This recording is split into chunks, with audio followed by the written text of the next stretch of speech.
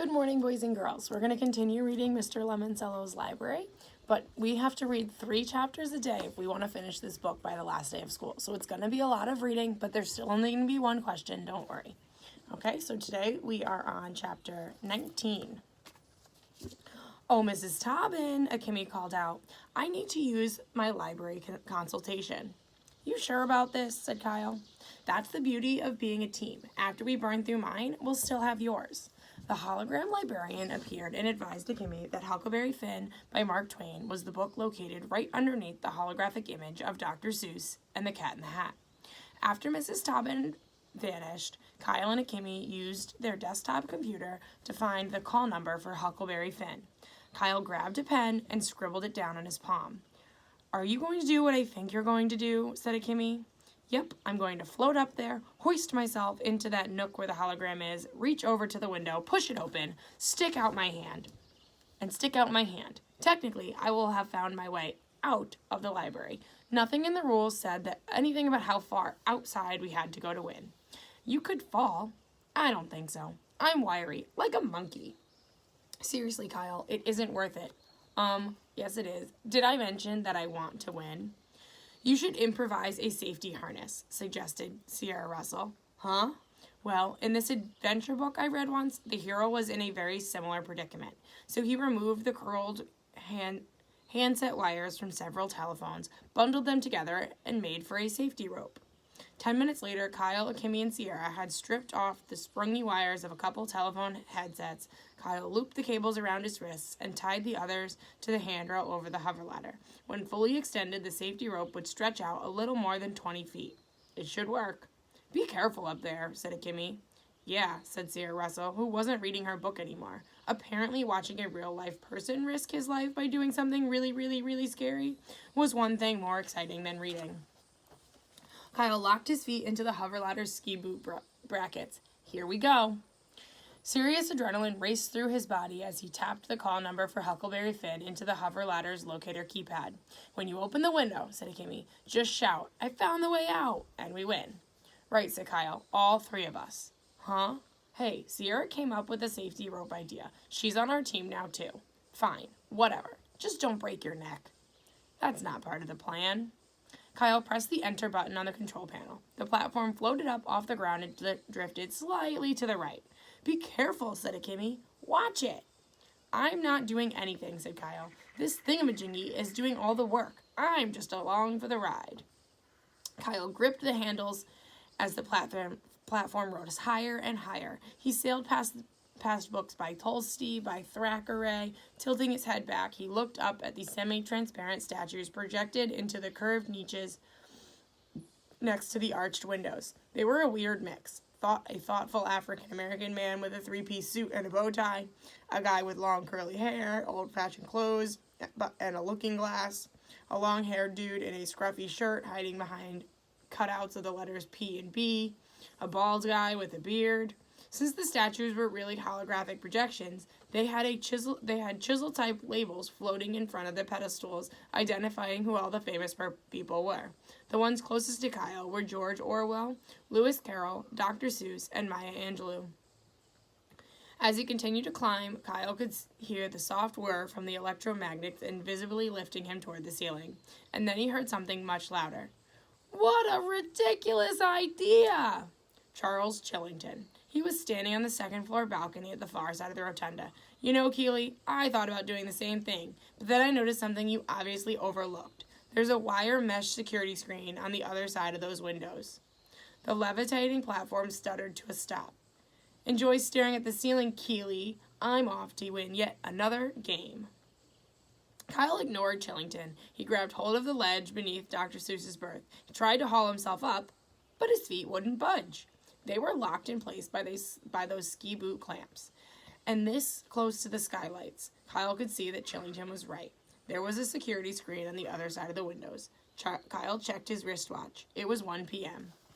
He and his teammates had wasted an hour on the lame window idea. He sighed heavily and stared up at the quivering Seuss projection in the bowed niche of his head. The Cat in the Hat's mouth started to move. Think left, think right. Think low. Think high. Kyle recognized the voice. It was Mr. Lemoncello. Oh, the things you can think up if you only try. In other words, Kyle was back to square one. He needed to think up a whole new escape plan. The ladder began to slowly and steadily descend to the floor, even though Kyle hadn't pushed a button. Don't listen to Smarty Pants Charles, Kimmy coached as Kyle floated to the floor. It was worth a shot. I agree, said Sierra. A blood-curdling scream came ringing up the staircase from the basement. It's Haley, said Kimmy. I saw her go downstairs. That's where the stacks are, added Sierra. Come on, said Kyle. She could be in serious trouble. You should never help your competition, Keeley, scoffed Charles, as he casually strolled down a spiral staircase. Unless, of course, you always play to lose. Chapter 20. Losers. That's what Charles Chillington thought about these sentimental saps like Kyle Keeley. A damsel in distress starts screaming, and he forgets all about winning the game to go and rescue her? What a pathetic loser. Unless, of course, Haley Daly was screaming because she already found the alternate exit? Ha! That made Charles laugh. Impossible. Although quite pretty, Haley Daly, the princess of the 7th grade, was a total airhead. There was no way a dumb girl like her could have outsmarted Charles Chillington. It was time to play his hunch. Twice already, the head librarian, Dr. Zinchenko, had said, the library staff is here to help you find whatever it is you are looking for. She said it once they were all just about to enter the library, and again when she was reading the laundry list of rules. Well, what Charles was looking for was a way out of the building that wasn't the front door and wouldn't set off any alarms. That's why he kept coming back to the lobby with the gurgling fountain. Why he kept studying the display case labeled Staff Picks, our most memorable reads. The staff is here to help, he muttered. These are the staff picks. Ipso facto, this has to be some sort of enormous clue. Inside the sealed bookcase, Charles saw 12 book covers, one for each of the 12-year-old players, he wondered. The display items weren't actual books. They were cover art mounted on book-sized foam core. 3 covers were lined up in each of the case's 4 shelves. Since they weren't actual books with spines, none of the covers included their call numbers. Charles focused on the 3 books lined at the bottom row. Hoosier Hospitality was on the left. In the Pocket, Johnny Unitas and Me was in the middle. The dinner party was on the right. Charles decided to concentrate on the Johnny Unitas title. He moved into the rotunda and did a quick card catalog search on one of the desktop computers. When he typed in the pocket, a matching cover image popped up, but still no call number. In the spot where the identifier should have been, there were instead a sensor-thick black box with the words ID temporarily removed from system. Scrolling down further, Charles came across a rather unusual annotation. You didn't really think we'd make it that easy, did you? Charles grinned. The computer was telling them he was on the right track. He glanced up from the desk. The children's room was directly in front of him. The book about Johnny Unitas, with its cartoony cover depicting a football player wearing a number 19 jersey and dropping back to launch a pass, was most definitely a children's book. Of course, but it was also a sports biography. So it would be shelved with sports books, biographies, or children's books. Charles went back to the computerized catalog. He read the book's description. Billy wants to be a great quarterback like his hero, Johnny Unitas, but his coach is worried he'll get hurt. That sounded like fiction, a made-up story. It had to be in the children's room. As Charles crossed the slick marble floor, something else struck him. This was like Husker Du, a memory game that he had played when he was in kindergarten. He was on the hunt to find a hidden match for the football book cover that he had just memorized. This was, in short, another memory game. That is why the staff picks displayed had been subtitled Our Most Memorable Reads. Clever, Lemoncello, he mumbled. Very clever, indeed. Charles entered the children's department. It didn't take him very long to find the book, because in the pocket was propped up on a miniature stand at the top shelf. Found it, Charles proclaimed. Then, savoring the moment, he picked up the book and read the title out loud. In the Pocket, Johnny Unitas and Me. All of a sudden, a row of animatronic geese tucked into the corner of the room started honking and singing. They call him Mr. Touchdown. Yes, they call him Mr. T. The squawking birds startled Charles so much that he dropped the book, and when he did, a 4x4 card fluttered out from behind its cover. Charles bent down to pick it up. Printed on the card was a black and white silhouette. A quarterback wearing the number 19 jersey, just like Johnny Unitas, was arching back his arm to throw a pass. Charles grinned. He was definitely on the right track. He tucked the silhouette card into his pocket and hurried back to the lobby to memorize more book covers. There's what the card looked like. And chapter 21. Ouch, I'm stuck. Help! Haley Daly's cries sailed up the staircase as Kyle led the charge down the steps into the stacks. So, what exactly are the stacks? Asked Kimmy, 3 steps behind Carl. It's where the library stores its collection of research material, said Sierra, who was 2 stairs behind Kimmy. The 3 of them reached the basement. It was filled with tidy rows of floor-to-ceiling shelving units. Help!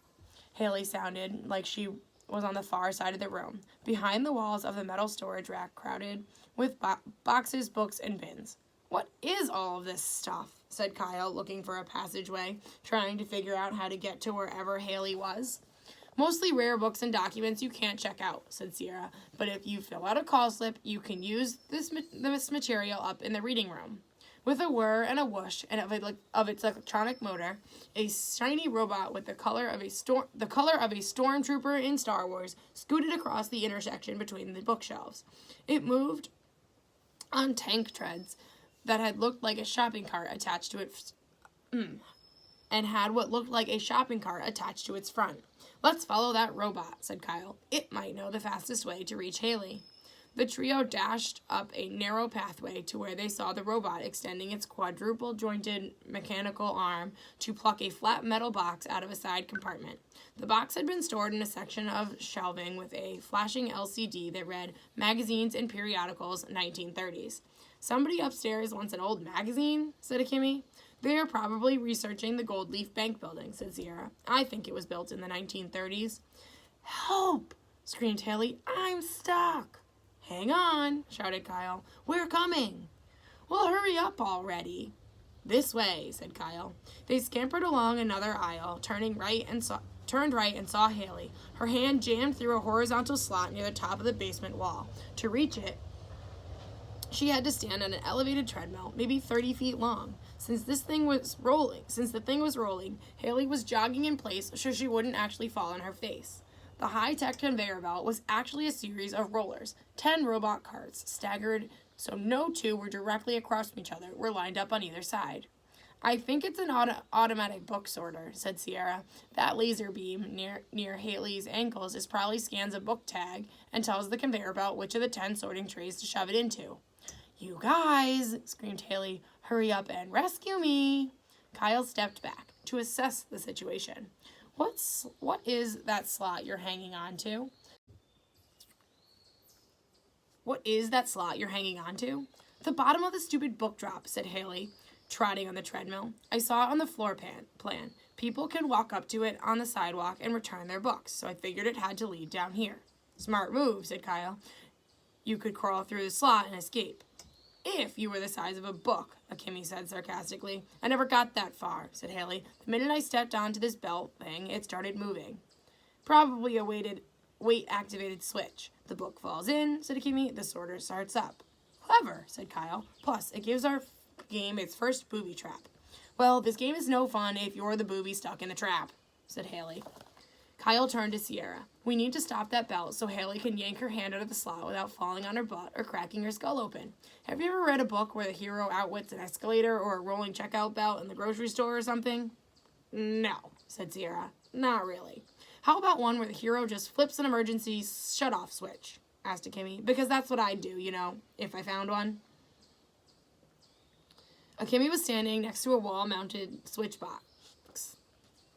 She flicked it down. The conveyor belt slowed to a stop. Ta-da! Another chapter for my amazingly awesome autobiography, if I ever write one.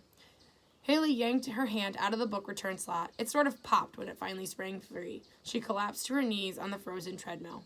My hand feels flatter than a pancake, she moaned. Are you hurt? Said Kyle. Maybe we should tell the security guys that. What? That I have a boo-boo and need to go home? Forget it, Kyle Keeley. You're not going to beat me that easily. I'm not trying to. Haley showed the palm of her hand. Save it, Keely. She crawled off the conveyor belt. One way or another, I'm going to win this game. I just hope starring in Mr. Lemoncello's commercial earns me some decent money. She hobbled around the bookshelves towards the staircase and up to the reading room. When she was gone, Akemi raised her hand. Question. Yeah, said Kyle. How come the guys inside the control room didn't flip a switch to shut down the book sorter when they saw Haley doing her cardio cha-cha-cha on it? Kyle shrugged. Maybe they weren't watching? Actually, said Sierra, pointing to a square tile on the floor near the book sorter, I think they were. Kyle looked down. The tile was glowing like one of those tablet computer screens upstairs in the rotunda. Kyle read the words zipping across the illuminated square. Congratulations, he read out loud, for helping Haley and being a sport. You've earned much more than a good report. The tile popped open. Inside a small compartment was a rolled-up tube of paper with a yellow card clipped to its end. Said Akemi. I guess somebody was watching. Kyle pulled the yellow card off the paper tube. It smelled like lemons. What's it say? Asked Sierra. Kyle flipped over the card so Sierra and Akemi could see what was printed on it. Super duper bonus clue. And we'll read more tomorrow.